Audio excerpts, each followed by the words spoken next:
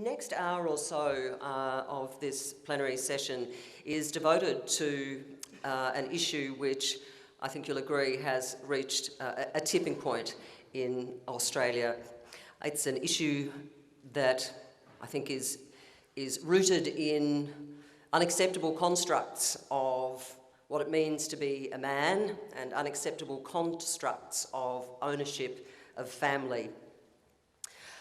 It's an uncomfortable subject, but one that I think as a community we realise we need to talk about, and we, I think, accept that there are no excuses for family violence. Rotary's Violence-Free Families program started 15 years ago at the Brighton Rotary Club. 7 years ago, Violence-Free Families became a registered charity with the mission of helping break the cycle of family violence. Over the past 4 years, they've invested around $800,000 into research with Monash University, culminating in the launch of the very first online men's behaviour change program. Men are referred into this program by police, the courts and other agencies, and it's a facilitated 14-week program that also offers support for the victims, in most cases the women in these families. The outcomes of this program are being tracked by both Melbourne University and Monash. Its aspiration is to go worldwide. In a moment, I will introduce the Director of Violence-Free Families, but first, take a look at this.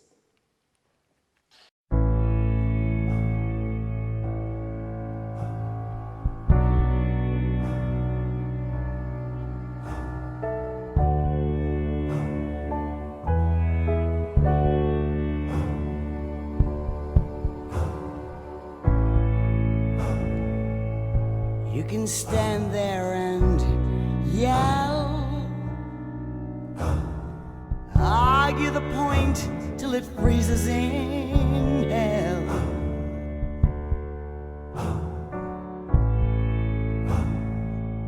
But I'm just gonna scream, 'cause you don't understand what I'm saying or mean. I'm just gonna scream.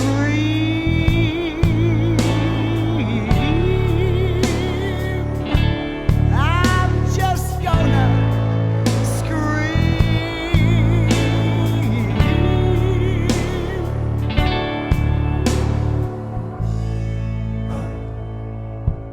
You say that you care as you rant and you rave with your hands in the air.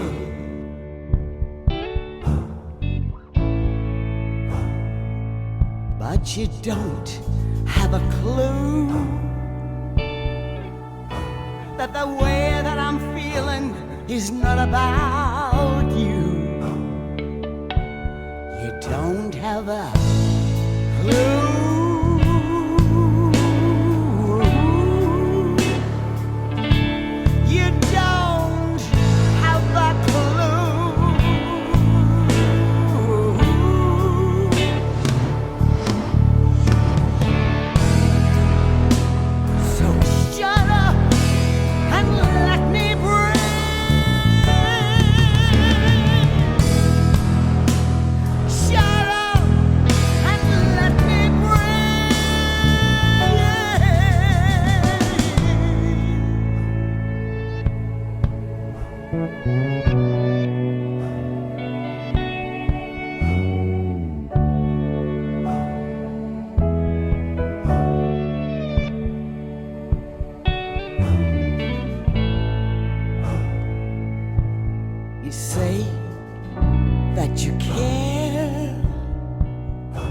As you rant and you rave with your hands in the air.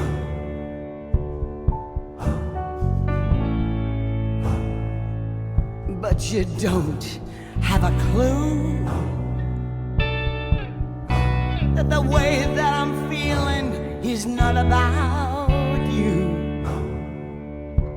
You don't have a clue.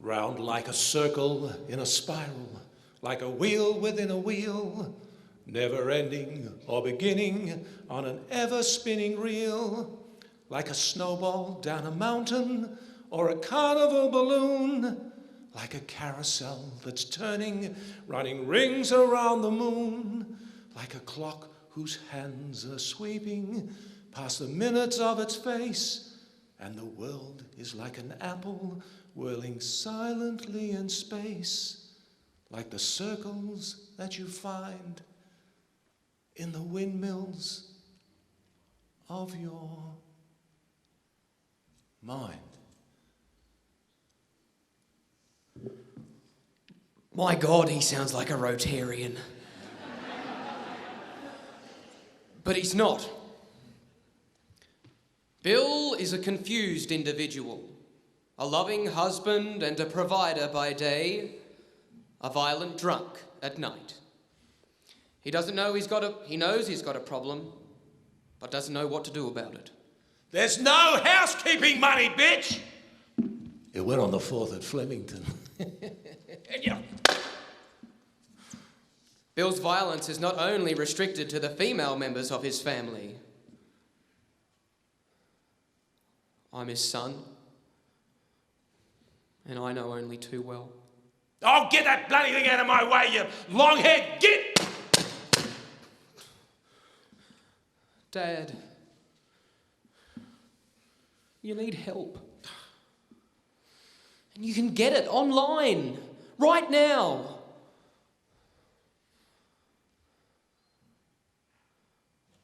Online, you say? Yeah, well, my bookie's online. Yeah, I can handle that. It's called the Men's Online Behaviour Change Program. Give it 14 weeks and you'll no longer feel like a carnival balloon. What you're trying to say is that I'm a big prick, is that it, son? Those aren't my words, Dad. But they have been mentioned. Look,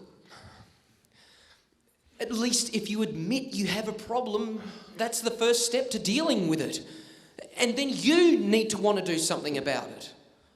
Yeah, well, I have to say my head has been going around in circles lately.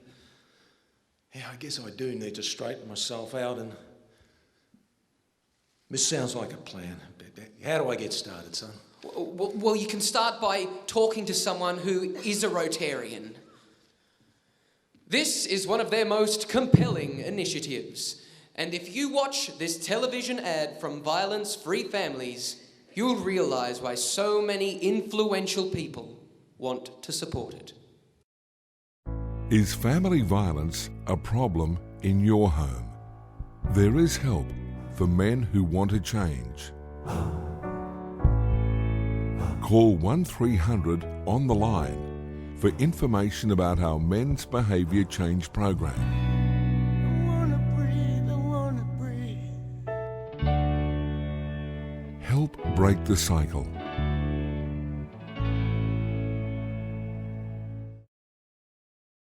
A circle in a spiral, like a wheel within a wheel, never ending or beginning on an ever-spinning wheel.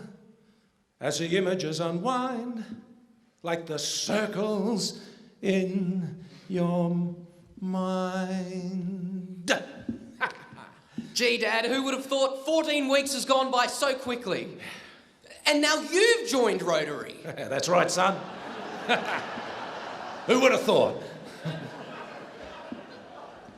And I've become an inspired advocate for violence-free families. After all, who could understand it better than someone who's gone through it, right? I've got the feeling you're going to ask me for a donation. Oh, they didn't make you finance director, did they? Well, look, we all have goals, and that's why each and every club needs to focus on potential income streams. You know, we rely on the community to support our work, and they will, if we ask them nicely. So you just let the images unwind and they cough up, is that it? There's no pretty images of family violence, as you well know.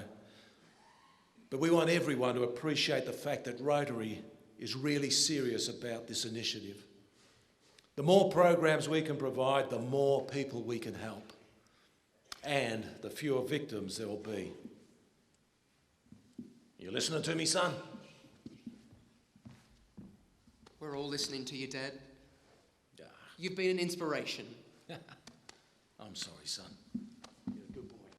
Like a circle in a spiral, like a wheel within a wheel, never ending, no beginning, on an ever spinning reel, as the images unwind, like the circle that you find in the windows of your mind.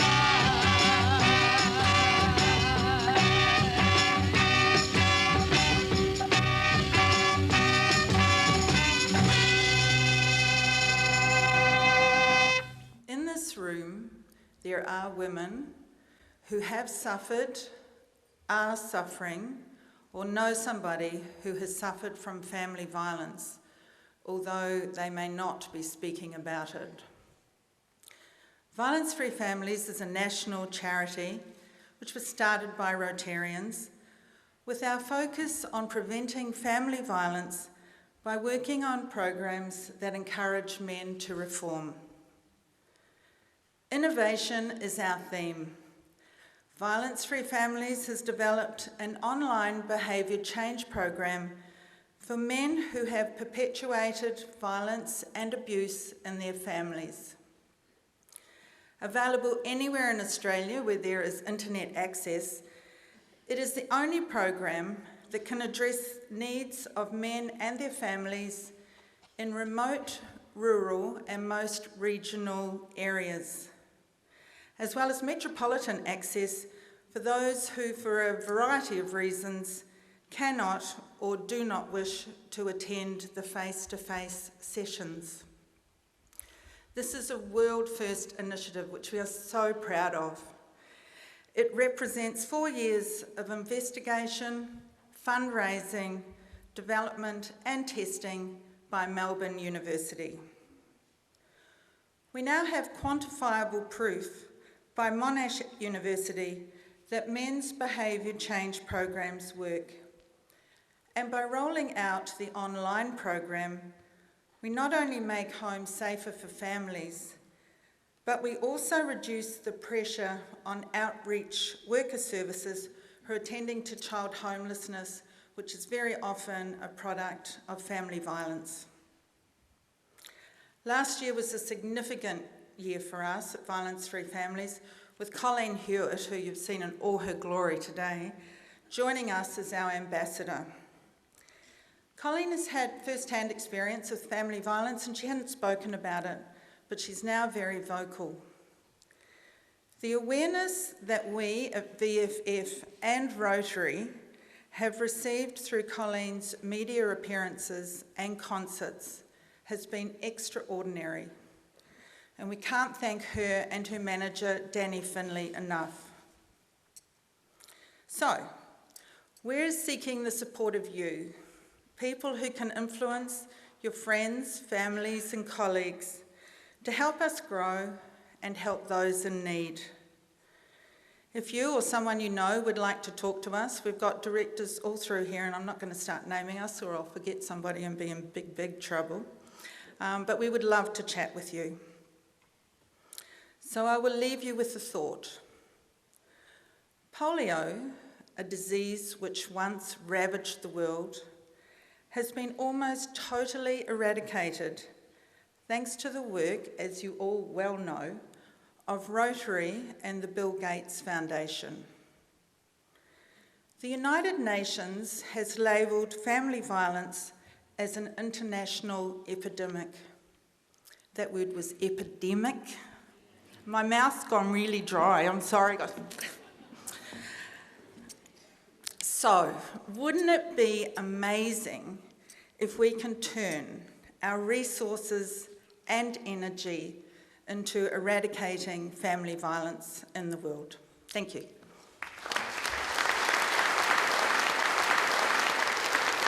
Thanks, Kate. Kate Strain, Rotarian and Director of Violence Free Families. Our next guest is the Executive Director of the New Orleans Family Justice Centre, which provides one-stop services to address the impact of domestic violence, sexual assault, dating violence and stalking.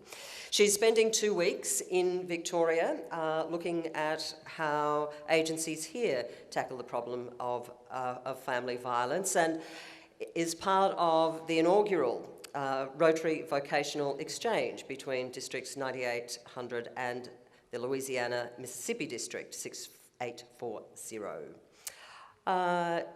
Would you please now make welcome Marie-Claire Landry.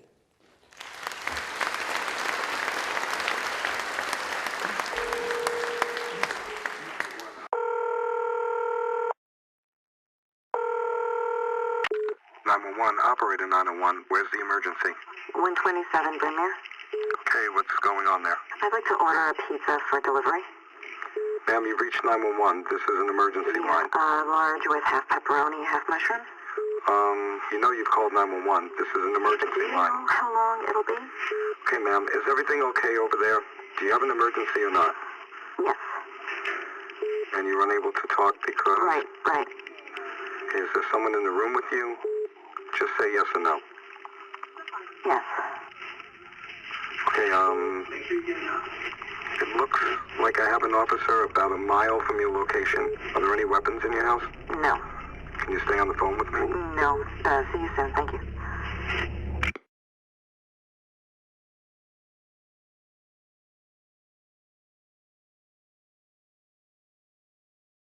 I just want to first by saying just an amazing thank you to the amazing work that the Rotary Club across the world does to not only address this issue, but just humanity issues across the world. And I have to say, my brain has been exploding over the last 2 weeks visiting so many and having wonderful dialogue.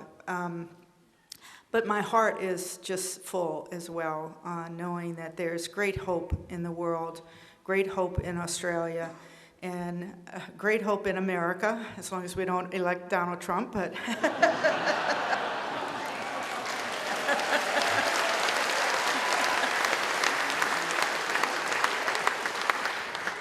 and I will say, if he is elected by some disaster, you will have many American immigrants arriving in Australia. So thank you so much. I want to take this opportunity to thank my Rotary counterparts in Louisiana and Mississippi for providing this amazing opportunity. What I learn across the world, whether it be coming here to Australia or last year going to China for an amazing trip with the U.S. State Department, is that we are so much more alike than we are different, and we can really learn from one another, and that's why my heart is full.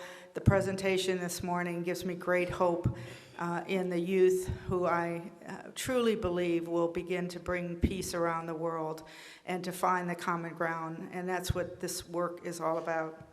So I've been asked to talk a little bit about what we're doing in New Orleans. I was fortunate and very grateful to start a response to Hurricane Katrina, which was a devastating disaster we had in 2005. And one of the things that I knew is that our systems were totally destroyed and that there was no way to really address domestic violence if we didn't, family violence, sexual assault, stalking, human trafficking, all of the issues that we're faced with, unless we really made it very easy for victims and survivors to really find us. And so when I heard about this model, this one-stop shop, it just made a lot of sense to me. And so as a trauma victim myself, losing my home and my car and my building, I knew when my boss asked me if I was willing to come back and start all over, and I said, and I was with Catholic Charities at that point, and I said, well, you know, if you just leave me alone and let me figure this out and just give me some space to try to figure out how to do this work differently, I'll be happy to do that. And I was very fortunate that he allowed me to do that. So welcome to the New Orleans Family Justice Center. I had to pick and choose what slides, because this is many, many slides, but I hope I can give you an overview of where we are. So why do we need the Family Justice Center?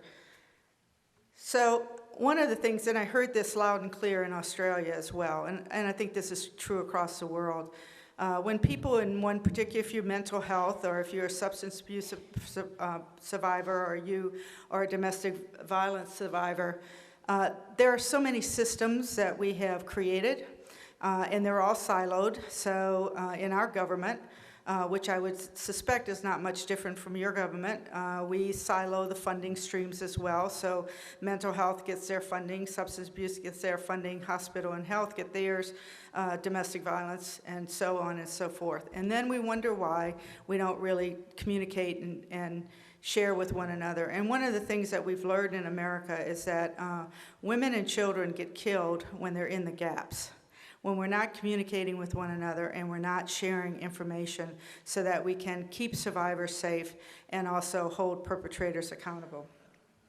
So when we started to map all the different places, and it's actually much more complex than this, when you really map what happens in the process that victims have to go through to try to get services.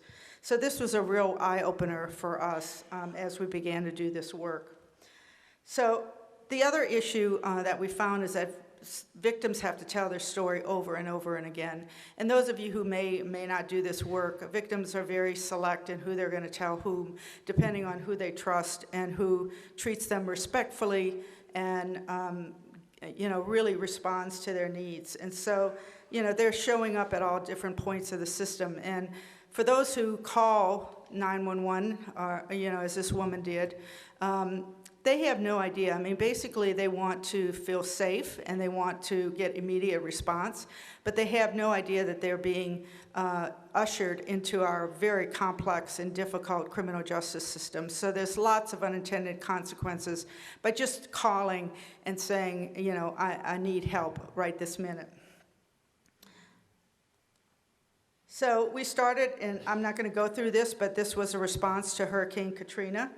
And our main goal was to really bring as many professionals together as possible under one roof. And not only to, just co-locate, because you can co-locate a lot of people in one office building, but it really was to integrate those systems.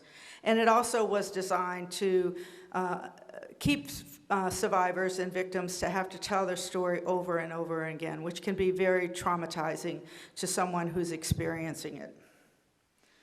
So we're about sharing programs. We're not about competition. We don't want to replace anybody, although that can be very threatening.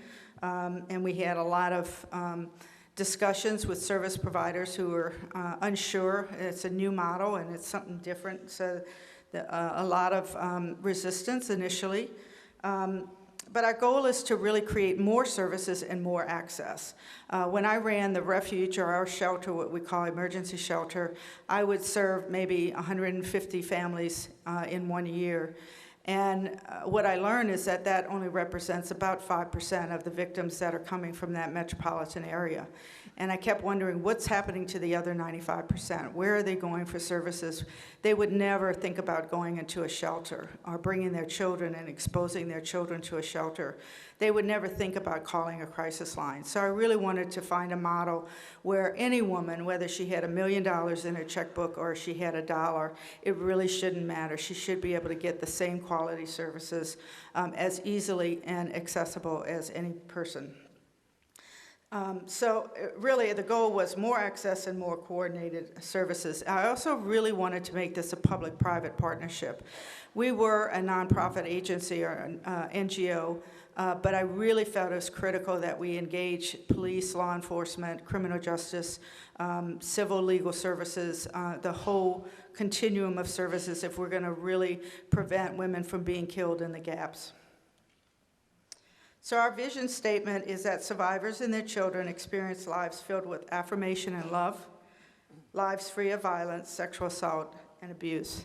What I know is that every woman, every child, every man really wants to feel safe in their home, and every child wants to feel safe in their home. And unless we begin to address what's happening in the home, and because what we say is that the next generation of perpetrators are being born in homes where they don't feel safe and they're terrorized in their own home. And so that's where the prevention work really needs to happen. So the byline that we use is that we're a community, that partnership that cares about hurting families. So we're not an agency. We're not one just representation. We really want to have an integrated community response to domestic violence, because what I find is when you go and create a shelter or a refuge, then the community says, oh, well, we got that problem solved and just check that off, and we don't take responsibility. But the reality is, 30 days in a shelter or 40 days in a shelter is just not even going to begin to address what's at the core issues and the core safety issues of victims who are trying to get safe. Our guiding principles are very much to be survivor-centered and driven, safety and empowerment.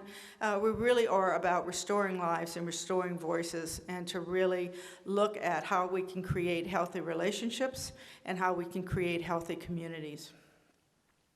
So the New Orleans metropolitan area is about 1.17 million. We're a little bit higher now since the recovery of Hurricane Katrina. Before Hurricane Katrina, we were about 1.5 million, and I think we're about back up to 1.3 million. In Orleans Parish, which is the jurisdiction that I primarily serve, we're 59% African American. The Asian and Hispanic population has been increasing over the last 5 years. And so it's becoming more of a multicultural community. And so we're really trying to make sure that our services are culturally sensitive and appropriate.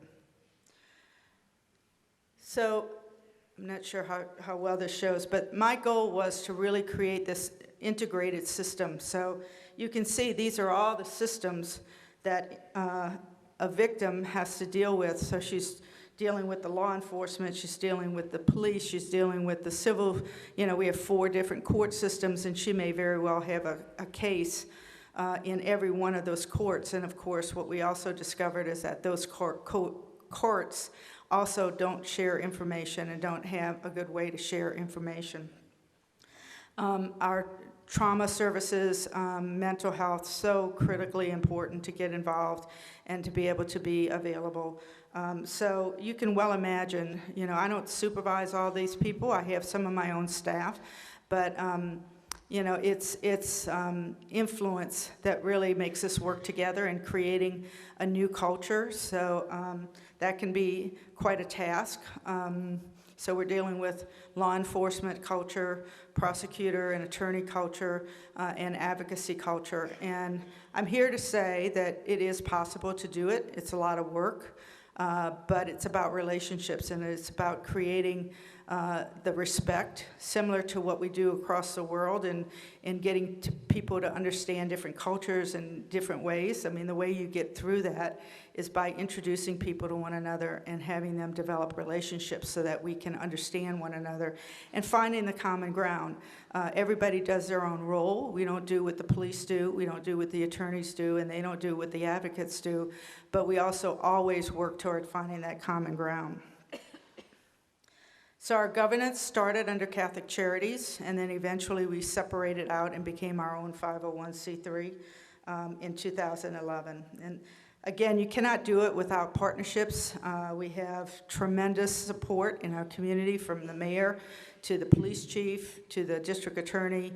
You really have to build those relationships so that it works, and then you get your champions who are really going to understand these issues and really help to bring about the political will as well as the social will in the community. So I apologize, I wasn't able to update this. We are transitioning from Microsoft products to Apple products, and so I haven't quite mastered some of the technology yet, but you can well see that we have served well over 6,000 to 7,000 clients now. So we have a quite extensive database, and so we've been able to really look at some patterns and some trends in our community. The number of services continues to climb. Last year we served well over 1,800 survivors and 600 children. So, you know, the center continues to grow. It continues to bring survivors in, and really, again, the major process is about providing safety for them, safety for their family, and also perpetrator accountability. So I was asked to share a little bit about promising practices, best practices that I think we have begun to look at in the United States. Not that different from what you're doing here, which is really encouraging to see and hear and talk about. We continue to press on changing the social and public policy against violence, gender equality, and privacy. You know, one of the things that we're great for in America is that what happens in the home stays in the home, and we're, you know, individual rights, sometimes over community rights or national rights. And so to find that balance to say, yes, we understand that, and we support that, and we value that, but we know that children who are terrorized in the home are going to be perpetrating that violence in the community because they are so traumatized, and their ability and their trajectory for perpetrating violence in the future is at great risk and very heightened. And so we really want to break that cycle. We've been involved in a lot of legislation that addresses public policy.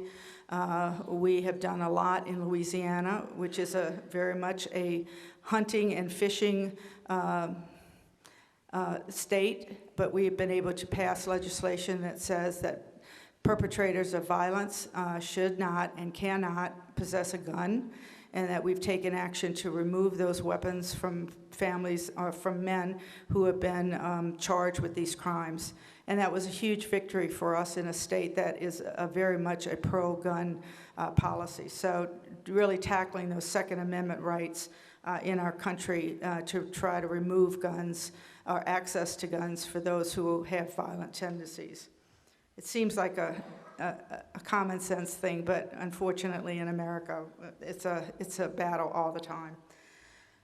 These multidisciplinary centers have really been, I think, our most promising practice. It doesn't get us way up the hill in terms of really the type of prevention that we need to do, but it certainly makes the criminal justice system and makes the systems really communicate, breaks down the silos, really ensures that we're sharing information with one another, always respecting and honoring the rights of survivors, and making sure that we're doing it with her permission. And so we really have had to work at those in terms of what we share, how we share, and make sure that we're protecting her rights at all times. But this has been an amazing process, and I had a chance to visit some that you have in Victoria that are in the process, and I think it's a very good start. And I'm hoping that when Assistant Commissioner Matt Ryan comes to the United States in 2 weeks, that we'll have an opportunity to really talk more about the vision of the Victoria Police. I have to tell you, I'm very encouraged with the leadership that's been put in place here for the Victorian Police. I think you have great hope and great reason to be optimistic that there will be change, and they're really trying to get this right, and I think that's what it takes to have at the top going down. As I mentioned, the sharing of information is always a struggle for us, and I'm very happy that I had an opportunity to look at some of the things that you're doing here. Hope to continue those conversations. I think there's great movement in terms of how we can really begin to create systems and use technology in a way that's safe and also helps us to connect all those dots so that we are keeping victims safe through the process. The last one that I wanted to show, and I didn't put on here, but the work around trauma that we are doing, I think has given us an avenue to really understand the impact of trauma and what that does on the family and on the child. It's not so much like a mental health framework, like, you know, what's wrong with you or what diagnosis do you have, but it's more about really exploring what happened to you. You know, what were the experiences in your life that created such pain and inability to really understand healthy relationships and to really be able to thrive and grow the way we all want to grow and the way we all want to be. And so we really have to look at that impact of trauma. And we're really seeing in the research that children who have been exposed to 2 or 3 or 4 experiences of childhood, we call it adverse childhood experiences. It's an ACE study that we're doing in California. It's really teaching us that it has so many implications for mental health disorders, substance abuse disorders, just basic health. We're seeing people who have 3 or 4 or 5 adverse child experiences are having significant health issues, heart disease, early onset of Alzheimer's, and just a whole range of things. So there's no question that there is a correlation between what children are experiencing in the home and as we grow up. The one model that I wanted to talk about, we're getting ready to delve really deeply into this over the next 3 years, is more of this holistic model. And basically, I don't know if you can read it, but we're looking at doing a lot of research around what is well-being. Rather than coming at from a disease or a deficit point of view, we really want to understand what makes people have a full frame and ability to really have well-being. And as you see, there are 5 domains, and safety being only one of them. And I think what's happened to us in the service industry is that we focus totally on safety, and many times have taken people out of their communities, their connection to resources, their stability, and made them make trade-offs that really have not been in their best interest. And so I love the fact that we can define this by not just domestic violence, sexual assault, all of the problems, but to really think about how do we make families whole again? How do we create systems that doesn't make people make trade-offs in these various areas? And we're going to be looking at it from a systems approach so that we can see what happens to families, especially those families that are at the cross-section of poverty, violence, and trauma. And I think oftentimes our systems really make families really make trade-offs that are really against their best interest. And so we're going to be looking at our protocols, we're going to be looking at the service delivery system, and I'm very excited about this work in terms of what we learn over the next 3 years. So that's something that, to really look at it from a holistic point of view rather than a social problem, and we have to address this social problem. So that's a pretty significant paradigm shift, I think, for those of us who are in the service industry.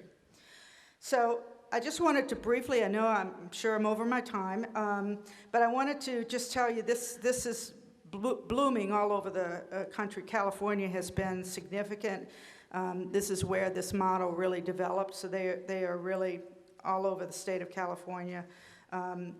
We have open family justice centers nationwide, and it's well over 100 now. This is really not even updated. But even worldwide, in Canada, in England, in Mexico, and Sweden, and even some of the work that you're doing here, I say, would qualify as a multidisciplinary approach. So I think it just makes sense, and there's just a lot of interest across the world in what we're doing. And when I get back, right before, well, really at the end of when Matt will be there, I have 5 people coming from Belgium to New Orleans to look at the work that we're doing. They're really developing them all over Europe and all over the, I don't know, they have a whole region that they are looking to develop these models. So these are just more centers that are developing there. And one of the things that we're doing, I'm working very closely with the National Family Justice Alliance, and we're creating a kind of a gold seal of approval so that people who are calling themselves a family justice center, that there's a certain standards and values that we really want to make sure are held dear and that there's adherence to. The other thing that we've done last year is I was able to pass Louisiana state legislation that established family justice centers in law and also created the standards that need to be followed if they are going to be establishing family justice centers, because we want to make sure it's survivor-driven, that there are certain elements that are maintained in the process. So these are, I don't know, and I think that's it. So I want to thank you again. My heart is full. I want to thank all the wonderful host families that have taken care of me and have fed me and got me from meeting to meeting.